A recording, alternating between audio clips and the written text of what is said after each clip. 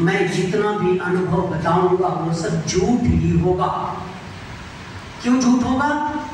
कि जब मैंने अनुभव किया तो वहां मन नहीं था, केवल हम थे। और जब मैं बोलूंगा तो हम नहीं होंगे, मन होगा। मैं प्रयोग कराता हूं, तत्काल आपको बता दूंगा कि व्यक्ति किस स्थिति में जीता है। 1 सेकेंड में अनुभव हो जाएगा कि हम कहाँ हैं। मेरे पास है वो अनुभव। आप यहाँ करना चाहें यहाँ कर सकते हैं, मेरे वहाँ करना चाहें मैं आश्रम में आके कर सकते हैं। है मेरे पास बहुत से उपाय हैं, उन उपायों को मैं आपको बता सकता हूँ। तो मैं कह रहा था अद्भुत है उपाय महर्षि कपिल का, ध्यानम निर्विषयम मना। मन का विषय विहीन हो जाना। समस्या यही है और कुछ नहीं। एक बात और समझेंगे, मैं इसको और सरल करना चाहता हूं। वानप्रस्थ के मुख्य द्वार पे एक चौकीदार बैठा हुआ है, वॉचमैन। आप लोगों ने देखा होगा ना। वॉचमैन में 2 क्वालिटी है। सामान्य वॉचमैन नहीं, एक विशेष वॉचमैन है, उसमें 2 क्वालिटी है, 2 गुण हैं। वो कौन से? जब वॉचमैन जगा हुआ है, देख रहा है जब तक, तब तक वो वॉचमैन है। और वॉचमैन वही खड़ा है, केवल आंख मूंद लिया तो वॉचमैन नहीं रहा। अगली बात समझेंगे। चौकीदार वॉचमैन जब तक देख रहा है तब तक वो दृष्टि है। क्या है? दृष्टि। तब तक वह दृष्टि है। और जैसे ही देखना बंद किया फिर वो विचार बन जाएगा।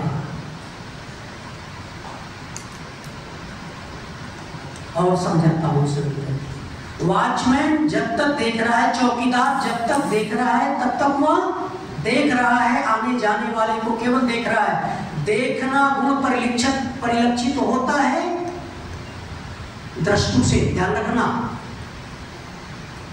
देखना गुण परिलक्षित होता है दृष्टि से, चेतना से। देखना विचार नहीं है। देखना क्या है? विचार नहीं है।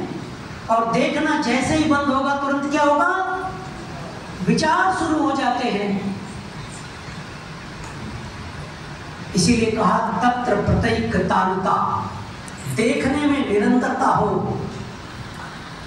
तार की तरह हो, कंटिन्यूटी हो, लगातार, तब तो देखना है।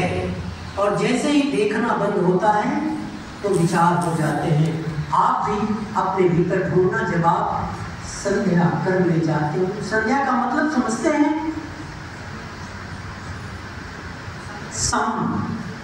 सम्यक्तया संधि वेला याम ध्यायते यासा संध्या।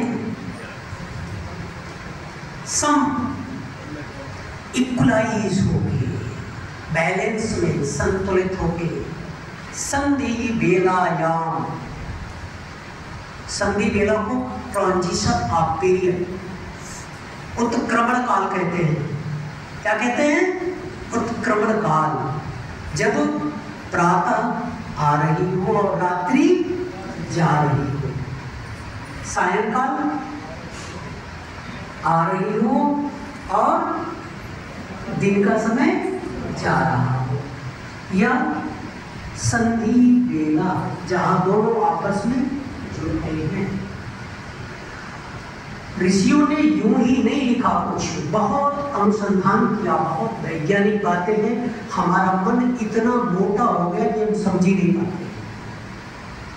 मन जैसे ही सूक्ष्म होगा वो चीजें साफ नजर आने लगेंगी। मन सूक्ष्म करने का एक उपाय आपको छोटा सा बताता हूं। सुई देखा है आपने, कपड़ा सिलने वाला देखा है ना, एक तरफ धागा डालते हैं और एक तरफ पॉइंटेड नुकीला होता है। सुई किसको कहते हैं, नुकीले वाले को कि धागा डालने वाले को? किसको कहते हैं सुई? नुकीले वाले को। और धागा डालने वाले को क्या कहेंगे? सुई समग्र को कहते हैं। ध्यान से सुनिए। ऐसे ही हमारा मन और शरीर है। यह शरीर जब सूक्ष्म अवस्था में